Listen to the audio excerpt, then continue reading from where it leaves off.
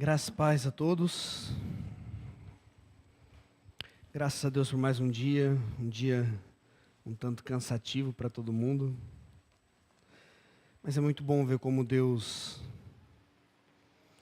tem nos abençoado, como Deus tem sido bondoso, como Deus tem sido amoroso com a gente em tudo aquilo que temos feito. Hoje nós podemos ver que Deus mais uma vez esteve conosco. Nós vimos isso através do serviço cristão prestado por todos, pela alegria, pelas risadas. Foi tudo muito bom, Deus é maravilhoso. Abra sua Bíblia em Apocalipse. Nós vamos ler o capítulo 3 de Apocalipse, do verso 14 ao 22. Esse texto faz parte das 7 cartas escritas às igrejas da Ásia, um tempo em que João estava exilado na ilha de Patmos. Então uma visão de Deus veio a ele e ele começou a escrever cartas às 7 igrejas a fim de exortá-las, a fim de elogiá-las. Nós conhecemos essas cartas, geralmente nós sempre ouvimos pregações a respeito delas, e cada uma é rica em seu conteúdo, e Deus sempre fala aos nossos corações através dessas cartas. Hoje nós vamos falar um pouco sobre a igreja de Laodiceia, que de todas as 7 igrejas, de todas as 7 cartas, com toda certeza Laodiceia era a pior. Não há nenhum elogio à igreja de Laodiceia.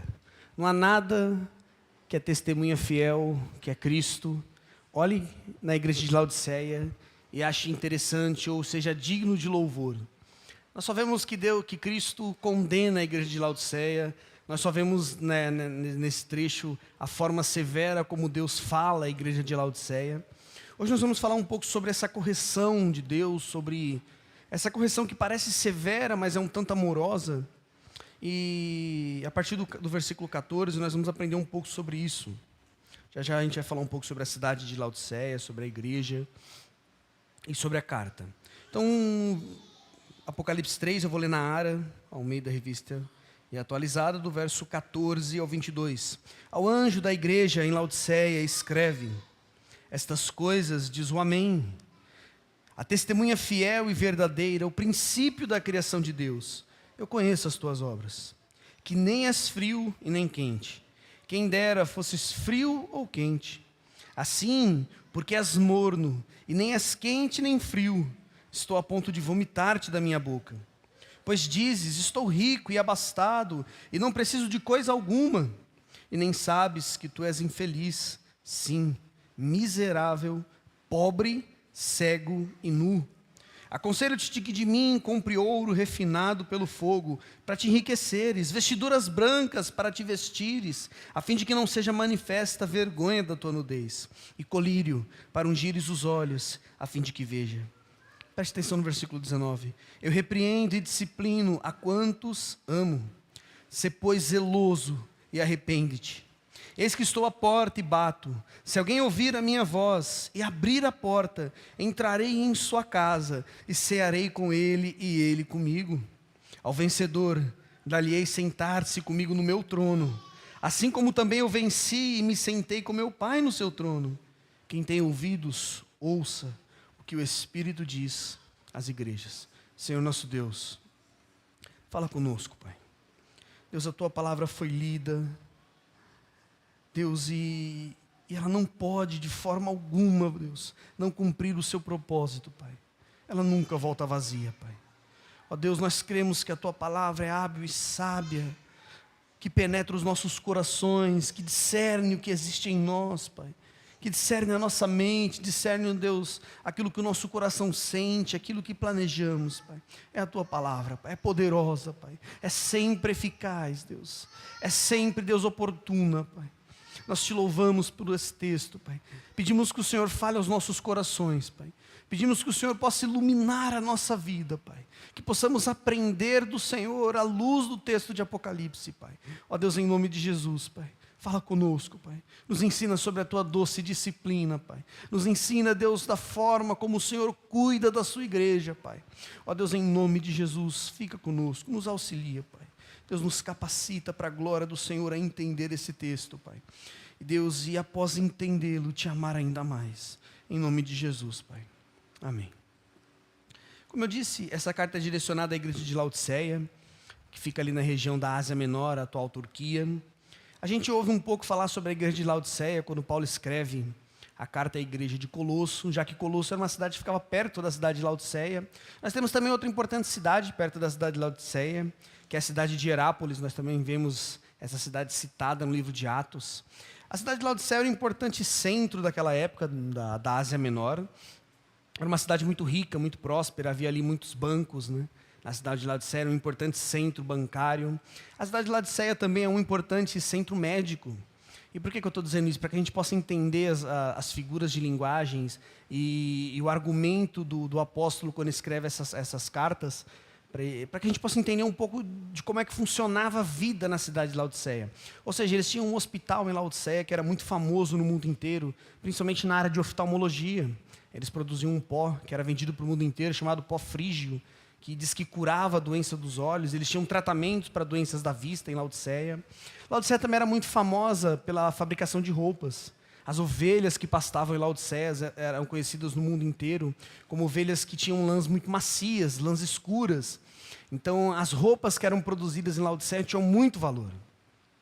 E como eu disse, a cidade de Laodiceia era uma cidade muito poderosa. Ali mais ou menos no ano 61 depois de Cristo, a cidade foi tomada por um terremoto e totalmente destruída. Então, como eu disse, aquela área da Ásia Menor, que era dominada pelo Império Romano, ela foi auxiliada pelo Império, aquelas cidades, para que elas fossem reconstruídas. Mas a cidade de Laodiceia ela não aceitou a ajuda do Império Romano. Eles eram poderosos, ricos. Então, os moradores da cidade se juntaram ali uma grana, e eles reconstruíram a cidade do zero. E não era uma cidade pequena, era uma cidade grande, e eles reconstruíram essa cidade do zero. Laodiceia ficava também num importante ponto comercial, numa estrada onde ligava o oeste a leste da Ásia Menor. Então, muito do comércio daquela época passava por ali. Isso é muito importante da gente pensar. Talvez hoje a gente não dê tanto valor para o comércio, mas naquela época as rotas comerciais eram importantíssimas. Por ali que se passava a cultura do mundo inteiro. E a gente está falando da Ásia Menor, a gente está falando da região conhecida do mundo. A gente está falando de uma região onde há muitas culturas, muitos povos, embora dominados pelo Império Romano, mas diversas culturas eram presentes ali na Ásia Menor. E essa cidade era conhecida. Essa cidade era um lugar onde muitas pessoas passavam, uma cidade poderosíssima, um centro de referência oftalmológico, uma cidade onde produzia belas roupas, e dentro dessa cidade tinha uma igreja, a igreja de Laodiceia. Quando Paulo escreve aos Colossos, Paulo pede para que a carta que foi escrita aos Colossos chegasse em Laodiceia. E quando a gente lê a carta aos Colossenses, a gente percebe um certo interesse em Paulo em condenar a heresia de Colosso e condenar algumas coisas que estavam acontecendo naquela região de Herápolis, Laodiceia e Colosso, que é aquilo que a gente conhece como gnosticismo. A gente vê que Paulo estava querendo mostrar para aquelas igrejas quem era Cristo, e ele faz isso no começo da carta aos Colossenses, falando sobre Cristo ser a imagem do Deus invisível, de Cristo ser todo o esplendor da glória de Deus, de que nele reside toda a plenitude de Cristo. Ou seja, essa mensagem que Paulo escreve na carta à igreja de Colosso, essa mensagem deveria chegar aos nossos irmãos em Laodiceia, porque Paulo, ele sabia que estava acontecendo alguma coisa naquela região perigosa, que estava afastando aquelas igrejas da fé em Cristo Jesus. E ele precisava escrever aquelas igrejas. É muito provável que a carta de Colosso tenha chegado a Laodiceia. Mas é muito interessante que Deus levanta este homem para que escreva as cartas às 7 igrejas da Ásia Menor, a fim de ensiná-las, a fim de exortá-las, ou até de elogiá-las. A gente vê igrejas sendo elogiadas por Deus, a gente vê igrejas sendo duramente condenadas, mas dessas 7 cartas que nós temos no Apocalipse, a única igreja da qual Deus não tem nada de bom a dizer é a igreja de Laodiceia. Mas se a gente muitas vezes começa a ler as cartas, a gente percebe que talvez nem tenha tanta coisa ruim na igreja de Laodiceia. Sabe, não existiam pessoas que amavam a prostituição, não existiam pessoas terríveis e cruéis da sinagoga de Satanás. A gente não vê tantas coisas assim absurdas na igreja de Laodiceia. A gente vê uma coisa que é condenada na igreja de Laodiceia, que muitas vezes a gente não se atenta, mas é aquilo que talvez Deus mais odeie no meio do seu povo, que é a indiferença. Essa é a principal condenação que Jesus traz à igreja de Laodiceia. É a indiferença. Ele chama a igreja de Laodiceia de uma igreja morna. Uma igreja que nem é quente e nem é fria. Ela nem vai nem deixa de ir. Além de ser indiferente, porque o problema da indiferença não é só o fato de não fazer nada. É que além de não ser ativa, ela não faz nada, ou ela atrapalha a obra de Cristo. Ela era uma igreja que ela não fazia nada. Ela simplesmente existia, mas ela não servia para fazer bem. Pelo contrário, ela só servia para atrasar o progresso da obra de Cristo. Porque ela estava localizada em Laodiceia, um lugar onde as pessoas podiam conhecer o amor de Deus. Mas aquela igreja estava morta. Vamos andar um pouco pelo texto, para a gente tentar entender um pouco mais do que João tem a nos dizer.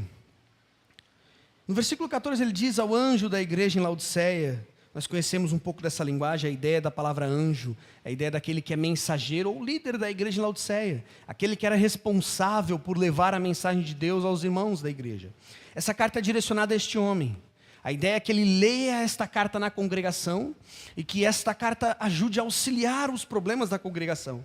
E ele começa dizendo quem é Jesus. Ele diz ao anjo da igreja de Laodiceia, escreve. Quem é que escreve? Estas coisas diz o Amém. A testemunha fiel e verdadeira, o princípio de toda a criação. Todas as cartas, as 7 igrejas da Ásia, elas começam com uma definição de quem é Cristo. E aqui ele diz que Cristo é o Amém. É a ideia de que Ele é a palavra de Deus. Ele é a conclusão de todo o julgamento de Deus. Toda a verdade que nós podemos conhecer sobre Deus está em Cristo Jesus. Ele é o Amém. Ele é aquele que encerra todas as coisas. Cristo é aquele que tem a palavra final e Ele é o cumprimento de todas as promessas. Ele também é descrito como a testemunha fiel do Pai. É aquele da qual nós podemos saber que tudo o que Ele diz é fiel e verdadeiro. Ele é a testemunha fiel. E a ideia de testemunha é a ideia daquele, para você ser uma boa testemunha, você precisa ter visto, você precisa ter provas sobre aquilo, você precisa ter conhecimento sobre o assunto. E quando João diz que Cristo é a testemunha fiel, é a ideia de que Ele sabe o que acontece nessa igreja de Laodiceia. É interessante que Apocalipse diz que Ele anda no meio das 7 igrejas. Ou seja, Cristo está presente nesta igreja morna de Laodiceia. Isso já começa sendo assustador. Como é que Cristo se faz presente numa igreja morta? Cristo está ali, Ele conhece a igreja de Laodiceia. Ou seja, as palavras que virão adiante são fiéis e verdadeiras. Nós podemos confiar no que está escrito nesta carta, porque essa é a palavra do Amém, da testemunha fiel e verdadeira. E mais do que isso, João diz que Ele é o princípio da criação, ou seja, Ele é a origem de tudo que existe. A criação é sustentada por Ele. Tudo aquilo que os irmãos em Laodiceia conheciam, todo o mundo que nós conhecemos, aquilo que é visível, aquilo que é invisível, tudo repousa no poder de Cristo Jesus. João diz muito bem isso para nós. Ele é o princípio, Ele estava no princípio, todas as coisas foram feitas por meio dEle, sem Ele. Tudo que existe, nada existiria sem Ele. Essa é a ideia de João quando ele nos diz que Cristo é o princípio da criação. Ou seja, essas palavras que virão a seguir, elas deveriam ser ouvidas e acatadas. Porque esta carta não é uma carta de um homem a uma igreja, é uma carta de Cristo a uma igreja amada. É a carta de Cristo Jesus a uma igreja que se perdeu. É a carta de um Deus que ama a uma igreja que não ama mais a esse Deus. É uma carta de um Cristo profundamente apaixonado, que conhece, que anda no meio da desgraça da igreja de Laodiceia, que conhece o coração dos irmãos de Laodiceia, e sabem que eles são totalmente indiferentes. E ele continua dizendo, a partir de agora essas palavras que virão adiante, são fiéis e verdadeiras, porque Cristo é a testemunha fiel e verdadeira. E ele diz no versículo 15, eu conheço as tuas obras, que nem és frio e nem é quente, quem dera fosses frio ou quente. A exortação de Deus, ela nasce do conhecimento que Jesus tem de sua igreja. Ele conhece as obras de Laodiceia. Perceba, ele diz, eu conheço as tuas obras. Cristo sabia o que acontecia na igreja de Laodiceia. E por saber, por ser a testemunha fiel, ele diz, você não é quente e nem é frio. E às vezes nos parece um tanto confuso, por que Deus usa essa linguagem para a gente, e às vezes a gente não entende isso. Mas para os irmãos em Laodiceia isso fazia muito sentido. Havia um arqueduto de águas que começava em Herápolis, passava por Laodiceia e terminava em Colosso. Essas águas eram termais em Hierápolis, águas quentes. E elas chegavam em Colosso frias. E quando ela passava por Laodiceia, era uma água morna, a ponto de que as pessoas não conseguiam beber a água da cidade de Laodiceia. Essa água causava ânsias e vômitos. Enquanto a água na cidade de Hierápolis era quente, terapêutica. Eu não sei se você já passou o dia numa piscina de água termal quente. Aquilo é maravilhoso. Com toda certeza vai existir na eternidade. Porque é bom, aquilo é terapêutico, aquilo relaxa. Embora muitas vezes tenha cheiro de urina, mas relaxa, é terapêutico. Esses dias nós fomos no Wood Park, fomos naquela piscina quente, tinha um monte de gente ali, eu falei, meu Deus do céu, eu não sei se isso é quente mesmo da água. Aquilo era um cheiro insuportável, mas aquilo relaxava, descansava. Nós passamos um tempo ali, mas aquilo relaxava os nossos corpos. Ou seja, quem aproveitava a água em Hierápolis, as suas águas quentes, aquilo era relaxante, era bom. Quando as pessoas iam para Colosso, eles encontravam refrigério no calor, as águas geladas de Colosso. Lá em Portugal nós fomos em uma praia, não consigo me lembrar, Praia da Figueirinha, né, vida? Nós fomos a uma praia chamada Praia da Figueirinha. Eu nunca vi na minha vida uma água tão gelada. Na verdade eu nem sabia que era possível existir uma água tão gelada. Porque na minha opinião uma água daquele tipo ela já devia estar congelada, ela não podia estar naquele estado. Nós entramos naquela água, aquilo era assustador, doía os ossos, ardia a pele. O Bernardo ele era pequenininho, a gente colocou ele dentro daquela água, achei que ele ia morrer. Aquilo era assustador e eu sou gordinho, ou seja, eu consigo reter calor, mas eu não conseguia reter calor ali. Aquilo foi assustador. As águas, quando chegavam em Colosso, refrescavam as pessoas. Se você estivesse morrendo de calor, você podia se banhar nas águas de Colosso. Agora, quando nós olhamos para Laodiceia, o que nós fazemos com a água de Laodiceia? Aquilo não presta. Se você beber, você vomita. Sabe, ninguém quer tomar banho numa água xoxa. Ou você toma banho frio, ou você toma banho quente.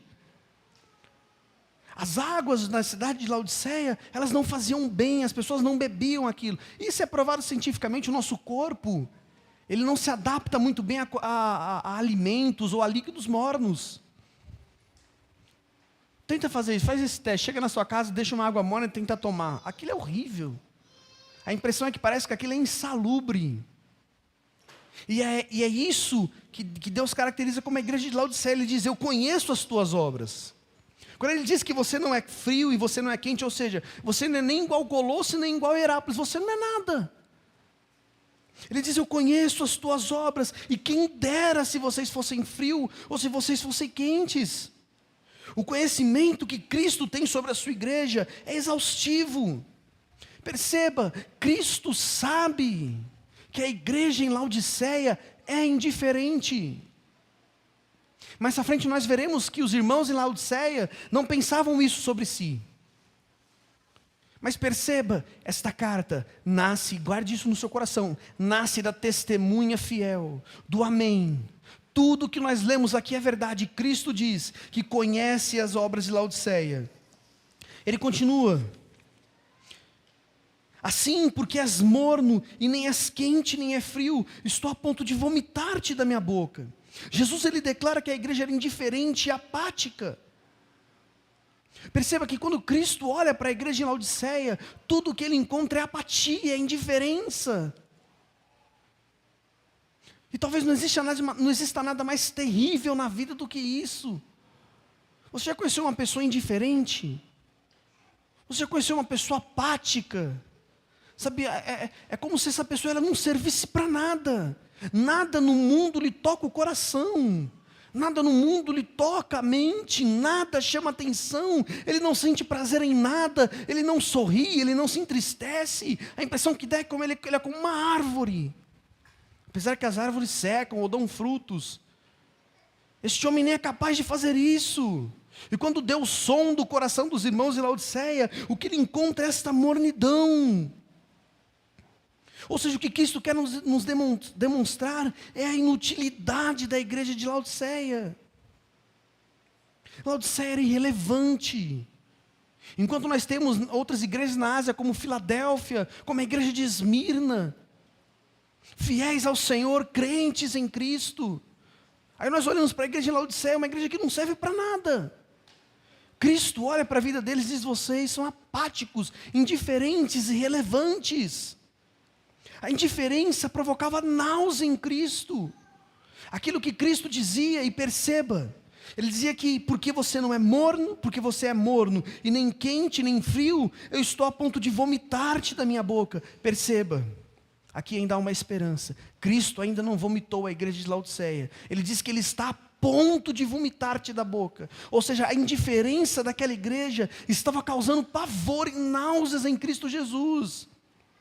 Cristo não suportava a igreja de Laodiceia, assim como nós não suportamos tomar uma água morna, uma água ruim. Cristo não tolerava a indiferença dos nossos irmãos em Laodiceia. Assim como Ele não tolera entre nós a indiferença, assim como Ele não tolera até os dias de hoje uma igreja apática. Não se pode esconder uma cidade edificada sobre um monte. Cristo edificou a sua igreja em Laodiceia, para que esta igreja desse bons frutos, para que essa igreja produzisse, para que essa igreja demonstrasse Cristo. E além de não fazer isso, eles atrapalhavam a obra de Cristo, porque como é que as pessoas se chegariam a Cristo? Como é que as pessoas conheceriam a Cristo, se eles olham para a igreja e tudo que eles encontram é apatia e indiferença? Como é que você pode falar sobre Cristo para o seu amigo? Como é que eu posso evangelizar alguém que não conhece a Deus, se ele olha para mim e ele vê indiferença? Se eu não consigo estar perto dele na sua dor, se eu não consigo estar com ele nas suas alegrias? A apatia, ela é contrária à obra de Deus. A indiferença destrói os propósitos de Deus.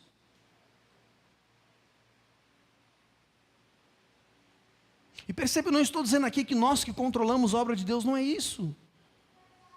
Mas muitas vezes nós podemos ser um empecilho à obra de Deus, se nos tornarmos como a igreja em Laodiceia, apáticos, mornos. A indiferença provocava náuseas em Cristo, bem como a sua arrogância. Ele continua dizendo, versículo 17: pois vocês dizem, eu estou rico e abastado, eu não preciso de coisa alguma. Olha que interessante, aquilo que Deus diz sobre a igreja de Laodiceia é diferente daquilo que ela diz sobre ela mesma. Enquanto nós temos o testemunho do amém, da testemunha fiel e verdadeira, agora nós temos o testemunho dos irmãos em Laodiceia. Enquanto Cristo diz, eu estou a ponto de vomitar-te da minha boca, eles dizem, não, nós estamos ricos, abastados, nós não precisamos de coisa alguma. Lembra quando o terremoto destruiu a cidade e eles a reconstruíram? O orgulho em Laodiceia era enorme e aquela igreja tinha esse sentimento: nós não precisamos de nada, nós não precisamos de ninguém, nós estamos ricos, abastados. O testemunho deles sobre si mesmo era falso, era mentiroso. Aquilo que eles sabiam sobre si era falso. E a palavra Laodiceia significa o testemunho do povo, o testemunho comum. E engraçado isso, porque o testemunho comum dos laodicenses era mentiroso. Mas agora nós temos a testemunha fiel e verdadeira dizendo, vocês são infeliz, miserável, pobre, cego e nu. Olha que curioso, enquanto esses irmãos eles se tinham em grande estima, nós somos poderosos, ricos, estamos abastados, nós não temos do que nos preocupar. Cristo olha para eles e diz, vocês são infeliz, pobre, cego e nu. E quando Cristo trata da ideia de infeliz, é a ideia de que eles são insensíveis. Quando ele diz que a igreja de Laodiceia é pobre, é na ideia de que aquilo que eles têm, toda a sua riqueza, não se configura nada no reino de Deus, de que aquilo que eles ajuntaram em seus celeiros, não são nada, diante daquele que sonda o coração de todos os homens. Eles não têm posse, eles são miseráveis, eles são como aqueles que pedem, eles são como aqueles que nada têm. Mas perceba, eles acreditavam que tinham alguma coisa, eles acreditavam que tinham construído alguma coisa, mas Cristo, quando julga esta igreja, diz, vocês são pobres, vocês são miseráveis, vocês são cegos. Eles se orgulhavam da sua medicina, Eles se orgulhavam do seu pó frígio que curava as doenças da vista. Mas quando Cristo olha para esta igreja, Ele diz: vocês são cegos. Vocês não sabem lidar com o problema da cegueira espiritual. Vocês curam os olhos do mundo, mas vocês são cegos. As escamas não lhes saíram aos olhos. Vocês não entendem as verdades espirituais. Vocês não entendem o que é a vida. Vocês não entendem o que é a igreja. Vocês estão cegos. E ele diz: vocês estão nus também. Talvez para a nossa cultura, a ideia de estar nu não cause tanto assombro quanto para a ideia daquela época. Naquela época, se você quisesse envergonhar uma pessoa, você deixava essa pessoa nu. Lembra quando Deus condena Israel? Deus disse que deixaria Israel nu diante das nações. Isso era vergonhoso. Você mostrar a nudez era você mostrar tudo o que existe de mais vergonhoso na vida de uma pessoa. E a igreja de Laodiceia achava que estava bem vestida, porque costurava as suas roupas com as mais finas lãs do mundo. E Deus olha para eles e diz: vocês estão nus. Se diante dos homens vocês têm uma bela roupa, diante de Deus vocês são vergonhosos. Vocês não são capazes de esconder diante de Deus a vergonha da nudez. Perceba, quando Cristo coloca os seus olhos sobre a sua igreja em Laodiceia, Ele encontra tudo o que eles não conseguiam identificar. E a palavra de Cristo é verdadeira. Lembremos mais uma vez: Ele é a testemunha fiel. Se Cristo diz que eles são pobres, é porque são, embora não achem. Se Cristo diz que eles estão nus, mesmo bem vestidos, eles estão nus. Ele continua dizendo, versículo 18: eu aconselho-te que de mim compres ouro, refinado pelo fogo, para te enriqueceres, vestiduras brancas para te vestires, a fim de que não seja manifesta a vergonha da tua nudez. Então compre de mim colírio, para ungir os olhos, a fim de que veja. Perceba como Deus está atacando a igreja de Laodiceia. Nos seus maiores problemas, Ele diz: eu aconselho que de mim vocês comprem ouro. Ou seja, vocês acham que são ricos, mas a riqueza só pode vir das minhas mãos. Aquilo que vocês ajuntaram não se configura em posses ou riquezas alguma. Isso é palha, isso é vento, isso é temporal, é névoa. Mas se comprarmos alguma coisa de Cristo, isso é eterno. Ele diz: se vocês comprarem ouro refinado pelo fogo, vocês realmente serão enriquecidos. Cristo recomenda que eles busquem ouro refinado, ou seja, algo que realmente tenha valor. Aquilo que a igreja de Laodiceia juntava, não se comparava àquilo que nós podemos ter em Cristo Jesus. E ele continua dizendo: comprem também vestiduras brancas para te vestir, a fim de que não seja manifesta a vergonha da tua nudez. Perceba que Laodiceia, por mais que se sentiu uma igreja bem vista pelo mundo, diante dos olhos do Criador de todas as coisas, do princípio da criação, ela estava nua. Jesus disse: se vocês querem se vestir de alguma coisa, vistam-se com vestes brancas, compradas de mim. Vocês só esconderão a vergonha da sua nudez com santidade, com piedade, se vocês buscarem isso em Cristo Jesus.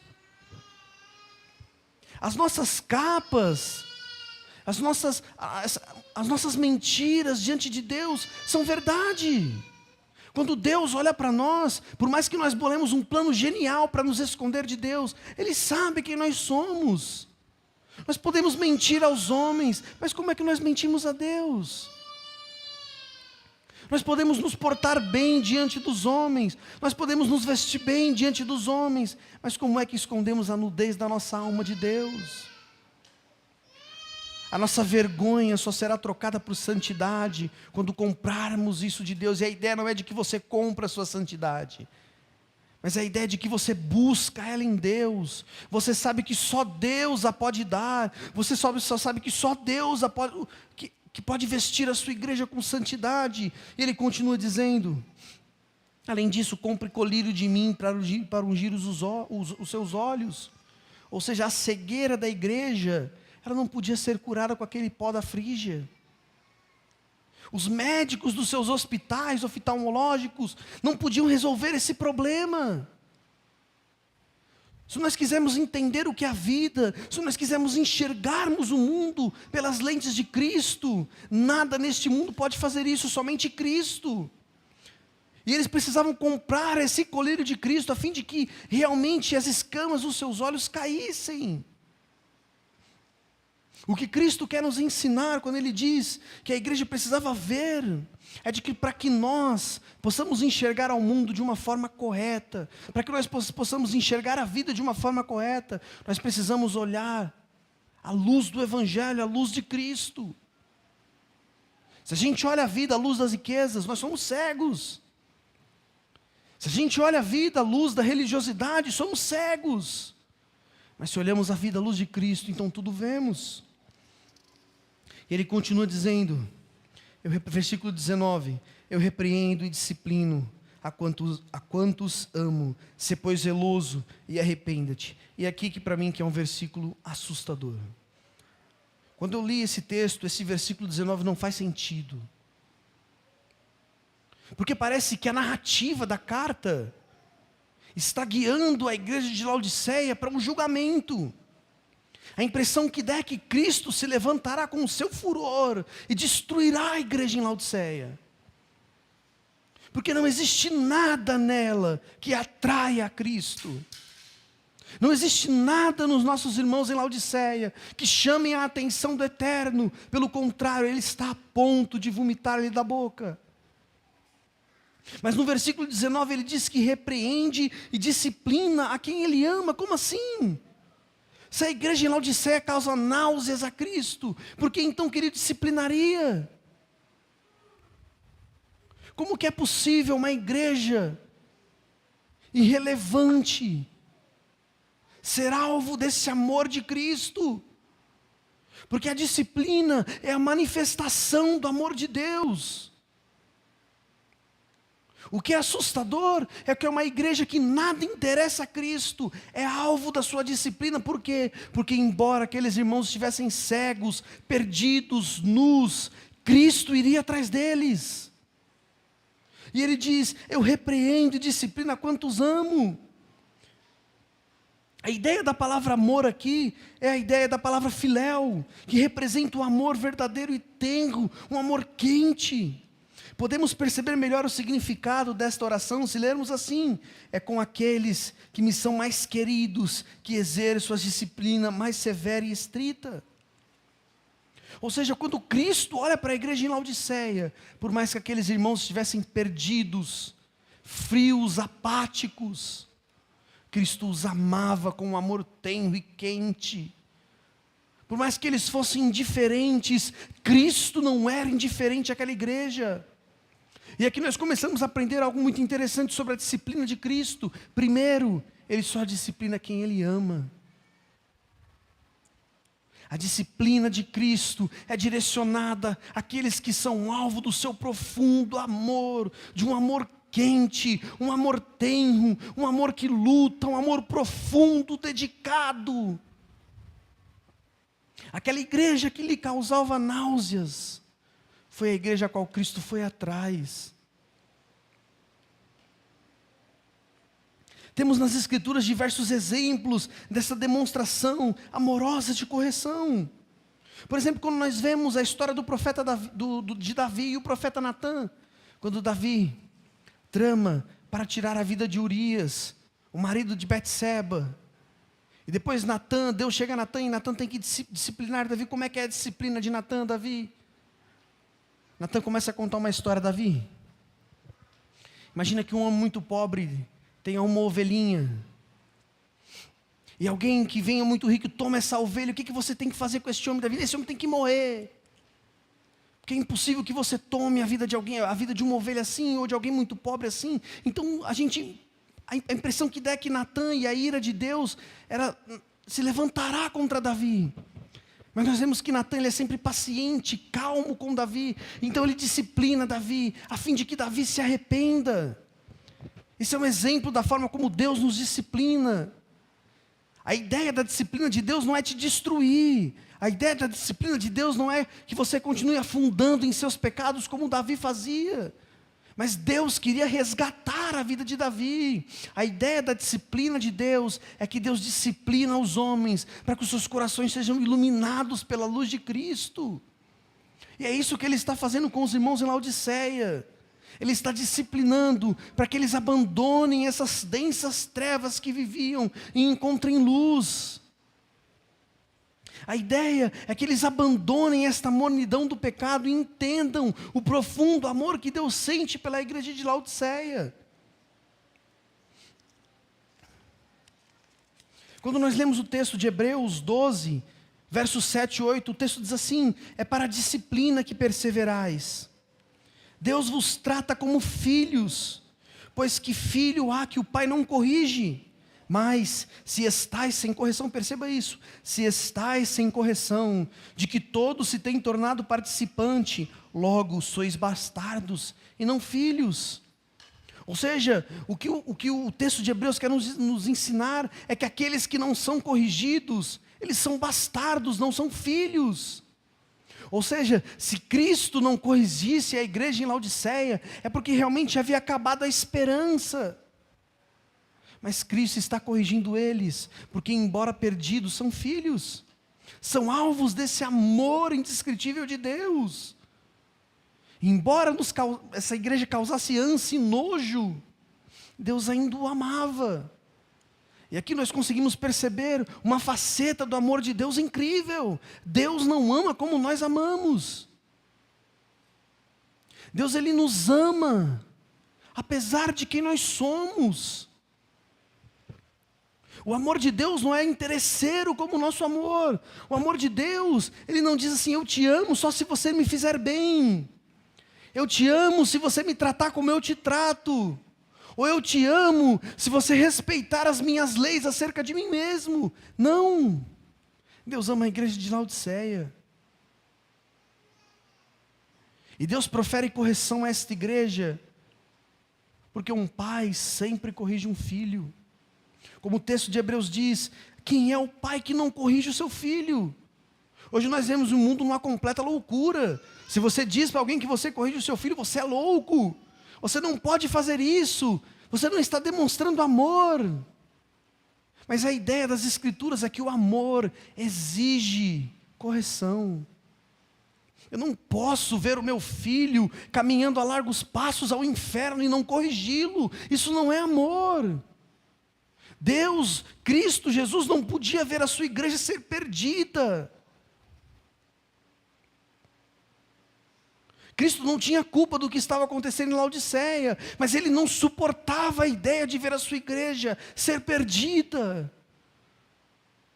Porque aqueles irmãos que estavam ali eram filhos, e um pai sempre corrige o seu filho, um pai sempre vai atrás do seu filho, um pai que ama, ele insiste, porque se não há correção, não há relação entre pai e filho. E aquela igreja fora plantada por Cristo. Embora eles se perderam em seus próprios caminhos, embora a culpa do que estava acontecendo fosse deles, eles eram frios, apáticos, irrelevantes. Mas Cristo estende a destra da misericórdia para aquela igreja. E como é que essa destra de misericórdia é demonstrada? Através da doce correção de Cristo.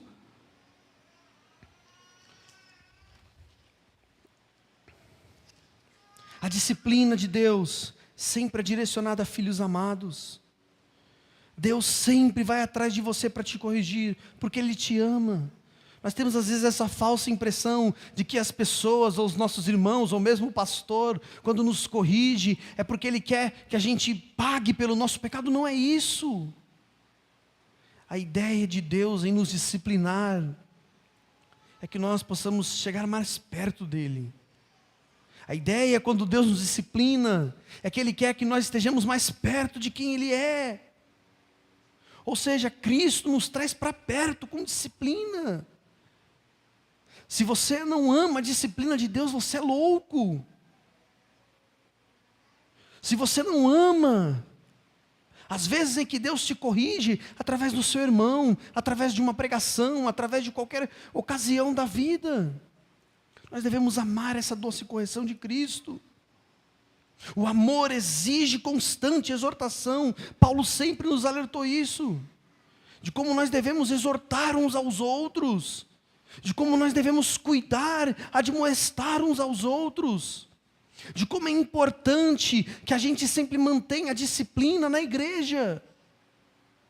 De como é importante que um auxilie o outro. De como é importante que um aponte os pecados dos outros, no sentido de dizer: meu irmão, você está errando e eu te amo.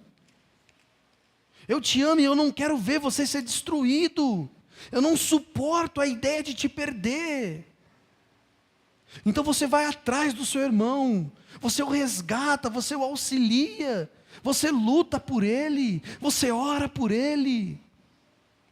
Aqui não é a ideia de que você deve gritar ao mundo o pecado do seu irmão, mas é a ideia de alguém que com doce correção ganha o coração daquela pessoa.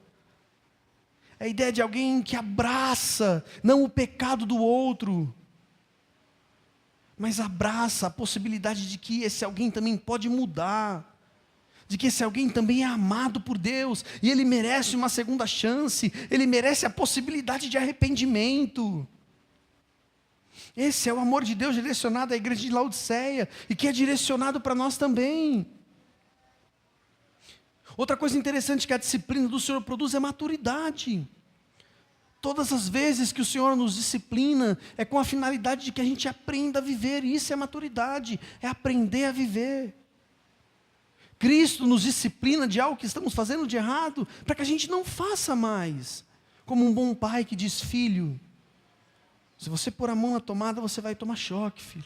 E ele faz isso para que o filho aprenda a viver, não colocando a mão na tomada. Ele diz: filho, não minta. Porque se você mentir, você está pecando contra Deus, você está pecando contra o seu próximo. E ele faz isso a fim de que o filho viva na verdade. Deus sempre disciplina a sua igreja, para trazer sobre ela maturidade. Um filho que não é disciplinado, ele não cresce maduro.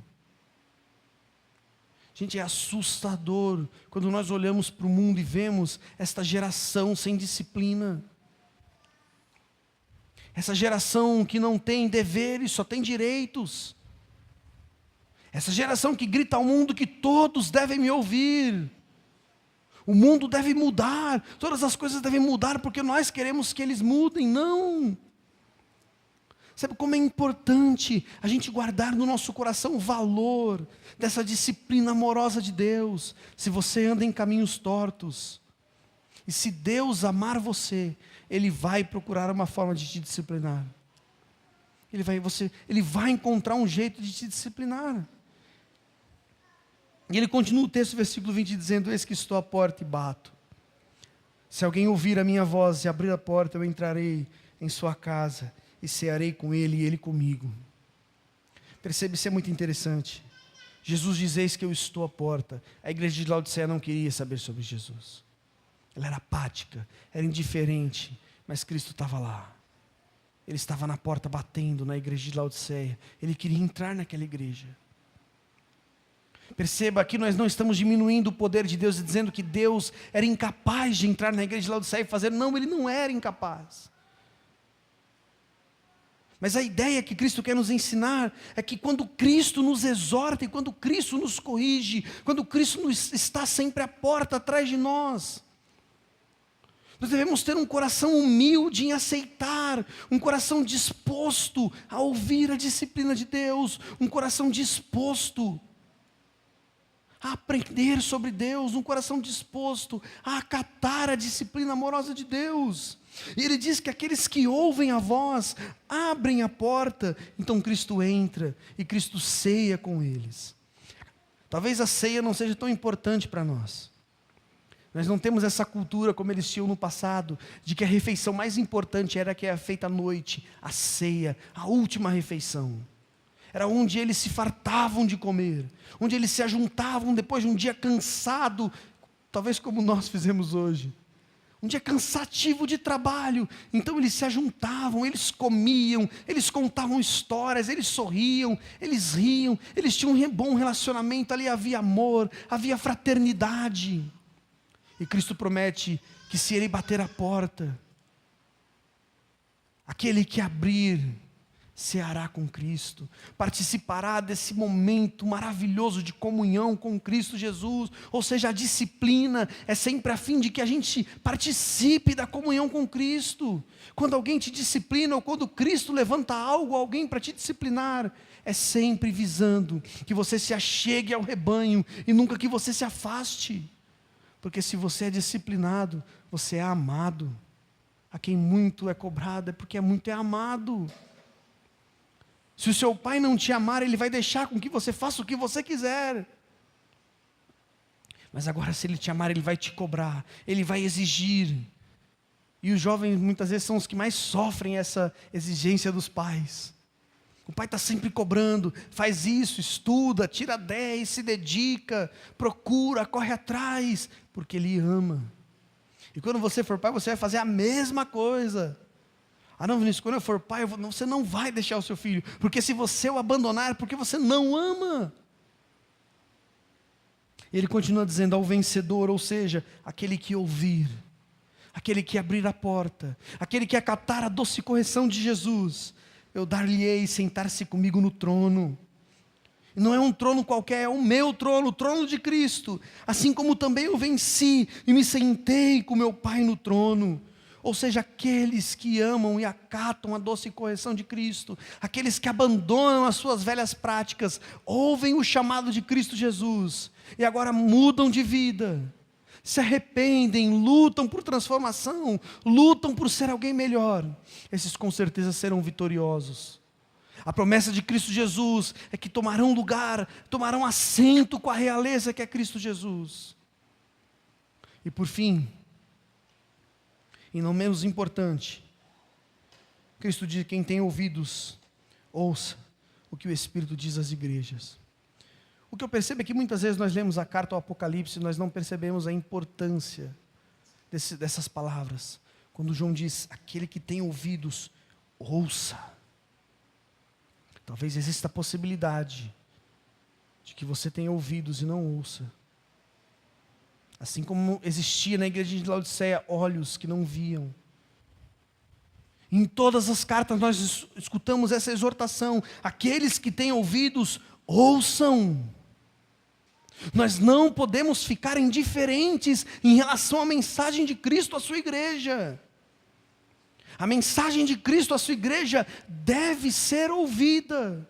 Aqueles que têm ouvidos, ouçam. E ouçam o que o Espírito diz às igrejas. Nós não podemos ficar de forma alguma indiferente à mensagem de Cristo Jesus à sua igreja. Se Cristo está falando com a sua igreja, é porque Ele ama a sua igreja, é porque existe alguma coisa em nós que precisa ser mudada, é que existe alguma coisa em nós que precisa amadurecer. Nós precisamos estar atentos para ouvir a voz de Deus. Sabe, nós precisamos estar sensíveis à correção de Deus. Precisamos estar atentos para entender aonde é que precisamos crescer e amadurecer. Sabe? Não é porque você é adolescente, jovem, e que você pode permanecer para sempre assim. Nós precisamos amadurecer. Precisamos aprender a viver. Hoje nós conversávamos sobre isso com algumas mulheres da SAF. De como é importante que nós, mais jovens, tomemos assento com os mais velhos. E que a gente converse com eles para que a gente aprenda a viver. Como é importante que você, adolescente, procure o seu pai e diga: pai, me ajuda a viver, me ensina a viver.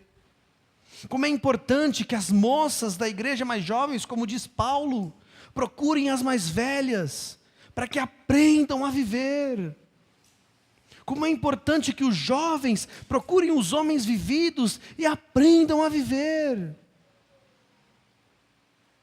Nós precisamos gerar maturidade, criar maturidade. A Bíblia não te permite ser imaturo porque você é jovem. A partir do momento que você ouve a Escritura, você não pode mais ser indiferente. Como diz o apóstolo, aquele que tem ouvidos, ouça. Se assuste com a possibilidade de ter ouvidos e não ouvir a voz de Deus. Porque se Deus ainda está falando ao seu coração, é porque Ele te ama. Tema o dia que Deus não te disciplinar mais. Tema o dia em que Deus não lhe bater mais a porta. Tema o dia em que os seus pecados não lhe causam mais confusão, não lhe causam mais medo. Tema esse dia. Que aterrorizante deve ser esse dia, o dia em que Deus abandona alguém, às suas próprias vaidades, ao seu próprio amor, aos seus próprios pecados. Porque Deus faz isso. Romanos nos diz isso, que alguns Deus abandonou as suas vaidades. E quando Deus os abandona, o que Romano fala que esses homens fazem? Eles são amantes de si mesmo. Eles começam a perverter a verdade em injustiça. Tema o dia em que Deus não te disciplinar mais. Se um dia o seu pai parar de chamar a sua atenção, tema. A disciplina do Senhor é amorosa. A disciplina do Senhor visa restauração, visa amor, visa maturidade. A disciplina do seu irmão em Cristo visa isso. Assim como o profeta Natan disciplina Davi, para que Davi retorne a Deus. Não só aceite essa disciplina, mas também seja essa disciplina na vida do seu irmão. Não é possível que você tenha amizade com alguém, e você está vendo o seu irmão pecando e você não faz nada. Porque se você tem um amigo que te vê pecando e não faz nada, ele não é teu amigo. Ele é um mentiroso. Se você tem um amigo que é crente, que te vê pecando e não te diz nada, ele é pior que um demônio. Porque ele não conheceu a verdade, ele não conheceu o amor. E é porque ele não te ama. Ele está vendo você se afastar de Deus, e ele sabe que Deus é a coisa mais importante do mundo. E ele não faz nada, ele não te ama. O verdadeiro amigo é aquele que chama para perto. É aquele que não se importa o que você vai pensar dele. Ele vai te exortar, ele vai atrás, ele vai bater a porta. Ele vai insistir, ele vai amar, ele vai suportar, ele vai sempre atrás. Seja isso na vida dos seus amigos. Se você está vendo o seu irmão caminhando para longe de Deus, abrace ele. Vai atrás dele. Assim é a disciplina do Senhor. Vamos orar? Senhor nosso Deus, nós te louvamos, Pai.